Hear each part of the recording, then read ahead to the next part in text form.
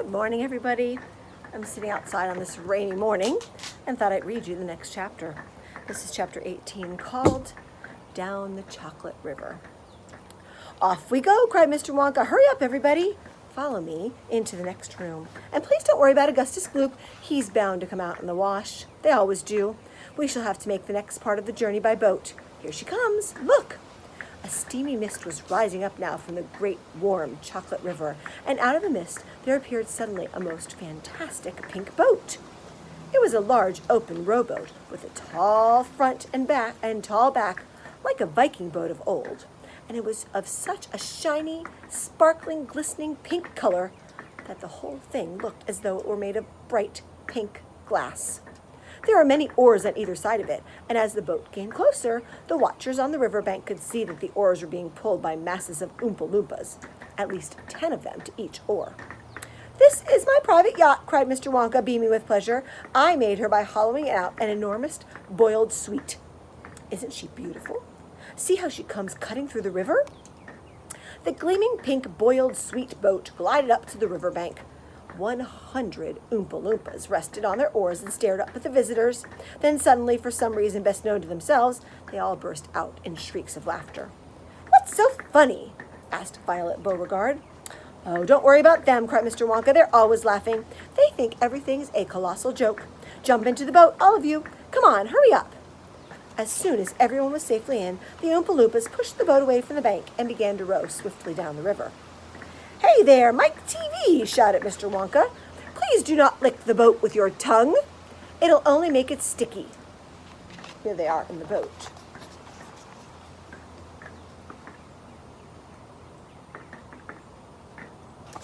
"Daddy," said Vergasol, "I want a boat like this. I want you to buy me a big, pink, boiled sweet boat exactly like Mr. Wonka's. And I want lots of Oompa Loompas to row me about. And I want a chocolate liver. And I want... "She wants a good kick in the pants," whispered Grandpa Joe to Charlie. The old man was sitting in the back of the boat, and little Charlie Bucket was right beside him. Charlie was holding tightly onto his grandfather's bony old hand. He was in a whirl of excitement. Everything that he had seen so far, the great chocolate river, the waterfall, the huge sucking pipes, the candy meadows, the Oompa Loompas, the beautiful pink boat, and most of all, Mr. Willy Wonka himself, had been so astonishing that he began to wonder whether there could possibly be any more astonishments left. Where were they going now? What were they going to see? And what in the world was going to happen in the next room? "Isn't it marvelous?" said Grandpa Joe, grinning at Charlie. Charlie nodded and smiled up at the old man. Suddenly, Mr. Wonka, who was sitting on Charlie's other side, reached down into the bottom of the boat, picked up a large mug, dipped it into the water filled with chocolate, and handed it to Charlie. "Drink this," he said. "It'll do you good. You look starved to death." Then Mr. Wonka filled a second mug and gave it to Grandpa Joe. "You too," he said. "You look like a skeleton." "What's the matter? Hasn't there been anything to eat in your house lately?" "Not much," said Grandpa Joe. Charlie put the mug to his lips, and as the rich, warm, creamy chocolate ran down his throat into his empty tummy, the whole body from head to toe began to tingle with pleasure, and a feeling of intense happiness spread over him. "You like it?" asked Mr. Wonka. "Oh, it's wonderful," Charlie said. "It's the creamiest, loveliest chocolate I've ever tasted," said Grandpa Joe, smacking his lips. "That's because it's been mixed by waterfall," Mr. Wonka told him. The boat sped down the river. The river was getting narrower. There was some kind of dark tunnel ahead. A great round tunnel that looked like an enormous pipe, and the river was running right into the tunnel. And so was the boat. "Row on," shouted Mr. Wonka, jumping up and waving his stick in the air. "Full speed ahead." And with the Oompa Loompas rowing faster than ever, the boat shot into the pitch-dark tunnel, and the passengers screamed with excitement. "How can they see where they're going?" shrieked Violet Beauregard in the darkness. "There's no knowing where they're going," cried Mr. Wonka, hooting with laughter. "There's no earthly way of knowing which direction they are going. There's no knowing where they're rowing, or which way the river's flowing. Not a speck of light is showing, so the danger must be growing, for the rowers keep on rowing, and they're certainly not showing any signs that they are slowing." "He's gone off his rocker," shouted one of the fathers aghast, and the other parents joined in the chorus of frightened shouting. "He's crazy," they shouted.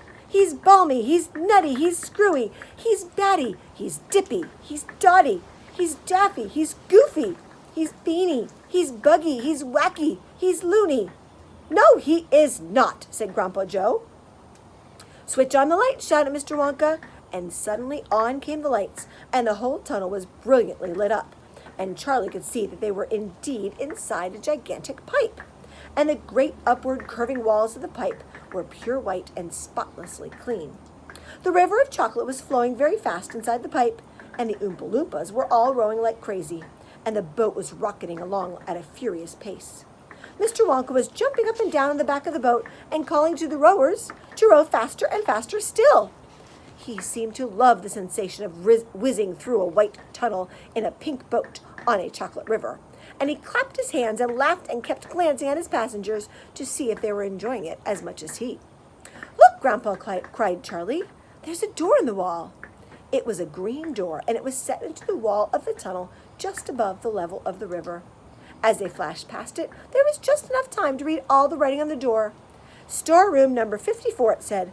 All the creams, dairy cream, whipped cream, violet cream, coffee cream, pineapple cream, vanilla cream, and hair cream. Hair cream? Called Mike TV. You don't use hair cream. Row on, shouted Mr. Wonka. There's no time to answer silly questions. They streaked past a black door. Storeroom number 71, it said. Whips, all shapes and sizes. Whips, cried Veruca Salt. What on earth do you use whips for? For whipping cream, of course, said Mr. Wonka. How can you whip cream without whips? Whipped cream isn't whipped cream at all unless it's been whipped with whips. Just as a poached egg isn't a poached egg unless it's been stolen from the woods in the dead of night. Row on, please. They passed a yellow door on which it said, Storeroom number 77, all the beans, cacao beans, coffee beans, jelly beans, and has-beens. Has-beens? Cried Violet Beauregard. You're one yourself, said Mr. Wonka. There's no time for arguing. Press on, press on. But 5 seconds later, when a bright red door came into sight ahead, he suddenly waved his gold-topped cane in the air and shouted, Stop the boat! And you'll have to wait till the next chapter to find out where they are. Bye.